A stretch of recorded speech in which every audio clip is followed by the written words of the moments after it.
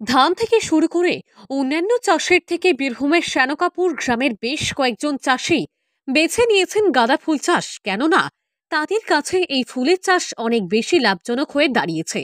রাজ্যের পূর্ব মেদিনীপুরের পাঁশকুড়া এমন ফুল চাষের জন্য বিখ্যাত হলেও বীরভূমের শ্যানকাপুরের বাসিন্দারাও বছরের পর বছর ধরে গাঁদা ফুল চাষ করে বিপুল পরিমাণ লাভের মুখ দেখছেন। এটার কারণ হচ্ছে, এক নম্বর হচ্ছে আমরা অনেকদিন ফসলটা পাই, তাতে কম হোক বেশি হোক যাই হোক দু পয়সা হয় এতেই। কিন্তু অন্য অন্য ফসলে একবার হয়ে যায়, হয়তো জলে মার খায়, নাহলে দেখা গেল যে বন্যা হয়ে যায়, বন্যার জন্য মার খাই আমরা। আর বছরে দুবার তিনবার জল উঠে যায়, যার জন্য ওতে মার খেয়ে যাই আমরা। এটা মিনিমাম ঠান্ডা আবহাওয়া থাকলে সব থেকে বেস্ট হয়, কেন গরমের ধসাটা চলে আসে বেশি। হ্যাঁ, আর এতে রাসায়নিক সার বলতে আমরা গোবর সারটা, জৈব সারটা গোবর দিই, আর রাসায়নিক সারটা হচ্ছে 10-26 ব্যবহার করি।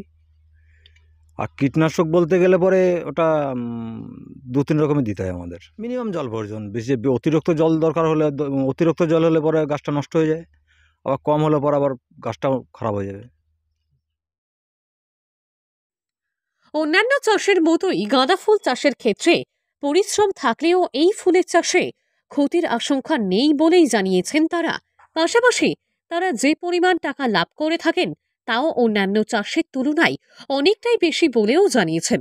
একবার গাঁদা ফুল চাষ করার পর কোনো মরশুমে সেই রকম দাম না পেলেও আবার পরের মরশুম অর্থাৎ পুজো ইত্যাদির সময় এলে ভালোই লাভের মুখ দেখেন তারা। স্বাভাবিকভাবেই এক মরশুমের ক্ষতি অন্য মরশুমে তাদের পুষিয়ে দেয়। বীরভূমের শ্যানকাপুর গ্রামের বিঘার পর বিঘা জমিতে অনেকেই রয়েছেন যারা গাঁদা ফুলের চাষ করছেন। এখানে মূলত হলুদ ও কমলা রঙের গাঁদা ফুলের চাষ হয়ে থাকে, তবে সংখ্যায় কম থাকলেও অন্যান্য বেশ কিছু রঙের গাঁদা ফুলও চাষ করা হয়। গাঁদা ফুল চাষের ক্ষেত্রে বর্ষায় বেশি বৃষ্টি অথবা ঝড় ইত্যাদির কারণে খরচ কিছুটা বেড়ে যায় বলে জানিয়েছেন চাষিরা। তারা এখন থেকে উৎপাদিত ফুলের সামান্য অংশ বোলপুর মার্কেট এবং বাকি অধিকাংশটাই দুর্গাপুর মার্কেটে বিক্রি করে থাকেন।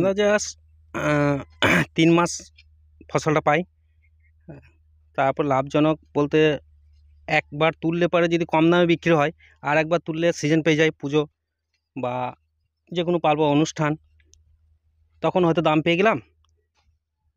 একবার লোকসান হলে একবার লাভ হয়, প্রফিট হয়ে যায়।